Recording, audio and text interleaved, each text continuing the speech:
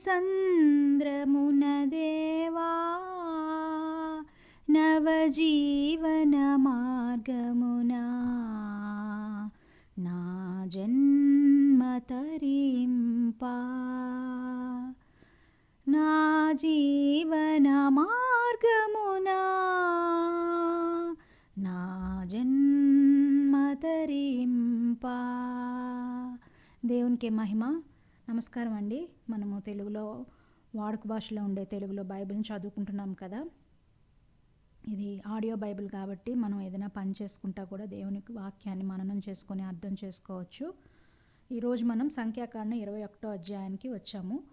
21వ అధ్యాయంలో ఎన్ని వచనాలు ఉన్నాయంటే 35 వచనాలు కనిపిస్తున్నాయండి. ఈ 35 వచనాలు ఓవర్వ్యూ సంక్షిప్తంగా ఏంటి అంటే దేని గురించి రాశారు అంటే, ఇక్కడ ఏం రాసిందంటే 21వ అధ్యాయం కంచు పాము గురించి రాశారంట. అలాగే దానిలో ఇంకేమున్నాయంటే మోయేబుకు ప్రయాణం గురించి, అలాగే సీహోను ఓగుల పరాజయం గురించి, ఇజ్రాయెల్ని శపించడానికి బాలక్ బిలాం కోసం కబురు పంపించడం గురించి స్టార్ట్ అవుతుందంట. సో సీహోను ఓగోలు పరాజయం వరకు 21వ అధ్యాయం రాసి పెట్టారంట. చూద్దామండి.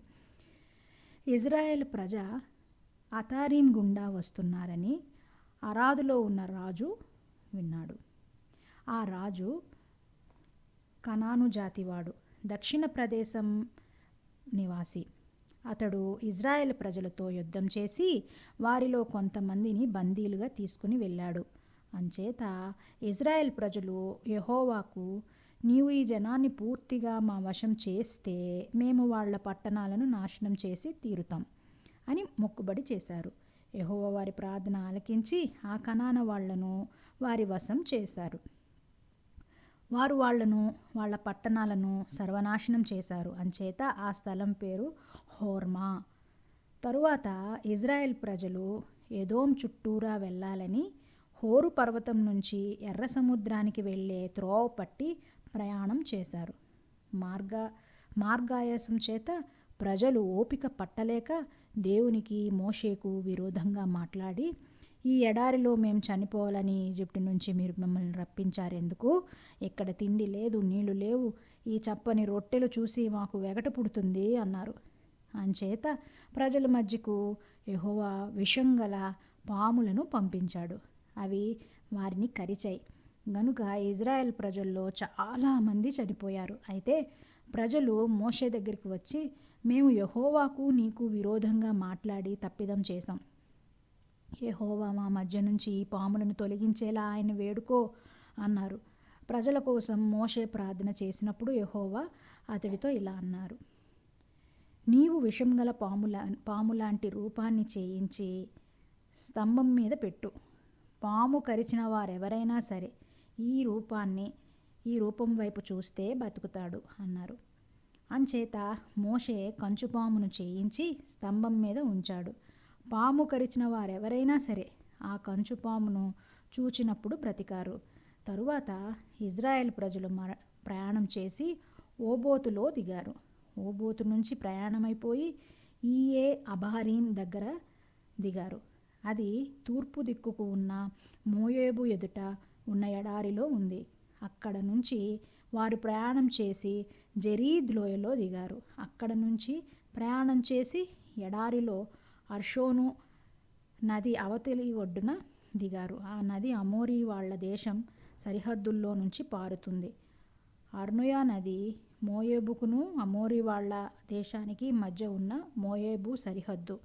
అంచేత యెహోవా యుద్ధాలు అనే పుస్తకంలో సుఫాలు ఉన్న వాహేబ్, అర్నోలు లోయలు, అర్ అనే స్థలం వరకు ఉన్న అర్నోలు కనుమలు, మోయేబు సరిహద్దుకు సమీపంగా ఉన్న ఆ కనుమలు అని రాసి ఉంటాయి ఆ పుస్తకంలో. అక్కడ నుంచి వారు బేయర్కు వెళ్ళారు. అక్కడ బావిని గురించి యెహోవా మోషేతో, ఈ ప్రజలను సమకూర్చు, నేను వారికి నీళ్ళిస్తాను అన్నాడు. అప్పుడు ఇజ్రాయెల్ ప్రజలు ఈ పాట పాడారు. బావి పైకి ఉబుకు, ఈ బావిని ప్రజలు నాయకులు తవ్వారు. వారి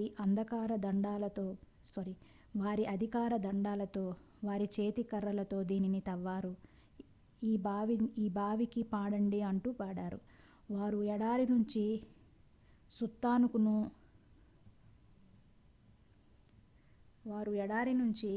మత్తానుకును, మత్తాను నుంచి నహలీయేల్కు, నహలీయేల్ నుంచి బామోతుకు పయనించారు.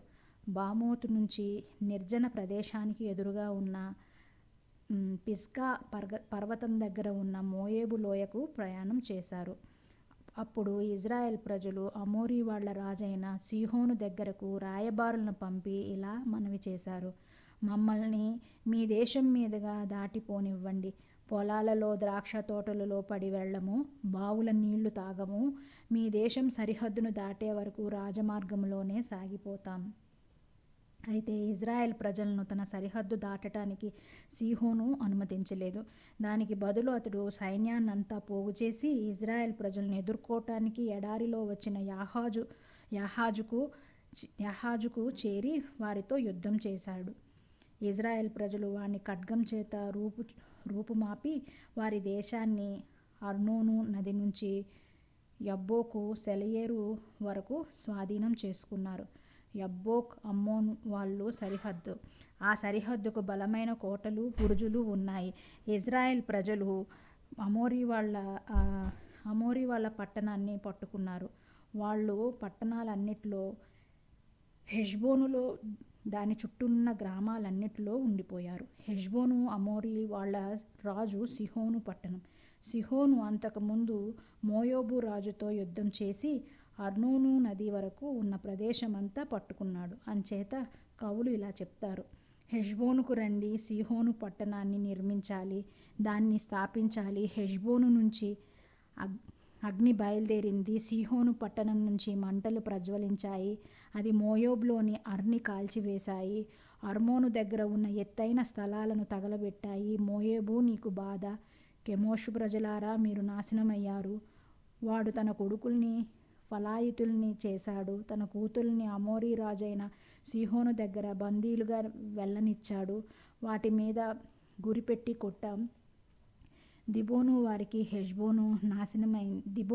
హెష్బోను నాశనమైంది. నోఫహు వరకు దేశాన్ని పాడు చేశారు. మంటలు మెదేబే వరకు వచ్చాయి అని ఈ విధంగా ఇజ్రాయెల్ ప్రజలు అమోరీ వాళ్ళ దేశంలో ఈ విధంగా అని పాడతారు. ఈ విధంగా ఇజ్రాయెల్ ప్రజలు అమోరీ వాళ్ళ దేశంలో ఉండిపోయారు. యాజేరును చూడటానికి మోషే గూఢచారుల్ని పంపించాడు. ఇజ్రాయెల్ ప్రజలు ఆ పట్టణాన్ని, దాని చుట్టూరా ఉన్న గ్రామాలని పట్టుకున్నారు. అక్కడ ఉన్న అమోరీ వాళ్లను పారదోలారు. తర్వాత బాషాను దేశం వైపు తిరిగి ఆ దిక్కుగా సాగిపోయారు.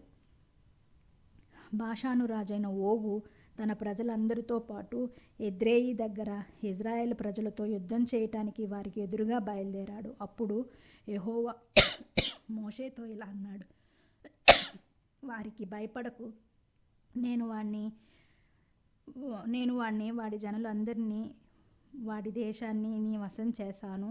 హెష్బోనులో నివసించిన అమోరీ వాళ్ళ రాజైన సీహోనుకు నీవు చేసినట్టు వాడికి చేస్తావు. అలాగే వారు వాడిని, వాడి కొడుకులను, వాడికి ఎవ్వరూ మిగలకుండా వాడి జనాన్ని కూలగొట్టారు. వాడి దేశాన్ని స్వాధీనం చేసుకున్నారు ఇజ్రాయేలీలు. ఇది 21వ అధ్యాయం సారాంశం అండి. 22వ అధ్యాయాన్ని నెక్స్ట్ ఎపిసోడ్లో చూద్దాం. దేవునికే మహిమ.